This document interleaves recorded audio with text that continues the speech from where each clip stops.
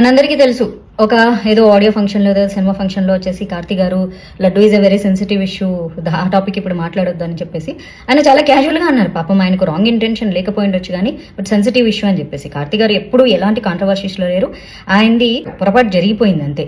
Sorry చెప్పించుకోవడంలో ఆనందం ఏంటో అని ప్రకాష్ రాజ్ ట్వీట్ చేయడం జరిగింది. ఈయన వేరే రిలీజియస్ పీపుల్ ఒక చిన్న మాట హిందూ లేదన్నా అంటే వాళ్ళంతా రెచ్చిపోయి గొడవలు చేసి, అసలు మొన్న బెంగళూరులో వచ్చి హనుమాన్ కీర్తన పెట్టుకుంటే కూడా వచ్చి భయంకరంగా కొడితే దాని మీద స్పందించలేదు. కానీ తిరుపతి లడ్డు అనేది డెఫినెట్లీ సెన్సిటివ్ ఇష్యూ, కానీ దాని మీద యాంకర్ క్వశ్చన్ అడగడం, మాకు ట్రెండింగ్ టాపిక్ కావాలి, హాట్ టాపిక్ కావాలి, సిచ్యువేషన్ కావాలి, జోక్స్ చేసుకోవడానికి అండము, దానికి ఆయన చెప్పడం ఏం వాళ్ళకి తెలియదా సారీ చెప్పేటప్పుడు? అరే ఇంతమంది హిందువుల మనోభావాలు దెబ్బతిన్నాయి, మనం కూడా హిందువులమే కదా, సో ఎందుకు ఇంతమందిని బాధ పెట్టడం అని వాళ్ళకి క్షమాపణ చెప్పారు. ఇందులో ఆనందం ఏముంది? ఇలా వాళ్ళు క్షమాపణ చెప్పడం వల్ల భవిష్యత్తులో కూడా ఇంకెవరికి అలాంటి అవకాశం మా సైడ్ నుంచి ఇవ్వకుండా ఉండడం అనే మంచి ఉద్దేశంతో చెప్పారు. ఇందులో ఎవ్వరు ఆనందాలు వెతుక్కోవట్లేదు. సారీ చెప్పంగానే ఆనందాలు ఏమీ రావు, ఎవ్వడికి ఆనందాలు ఏమీ రావు. కాకపోతే ఒక ఇనిషియేషన్ తీసుకున్నారు వాళ్ళు.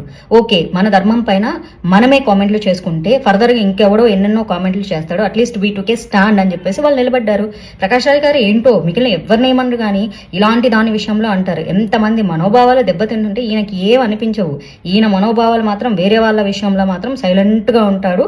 మరి మా విషయానికి వచ్చేసరికి ఈయన ప్రతిదాన్ని పాయింట్అవుట్ చేస్తూ ఉంటారు. ఓకే, ఈయనను సపోర్ట్ చేసే వాళ్ళు చాలా మంది ఉంటారులే, చాలా మంది ద్రోహులు ఉంటారుగా, ఓకే క్వైట్ న్యాచురల్ అనుకో ఆ విషయం.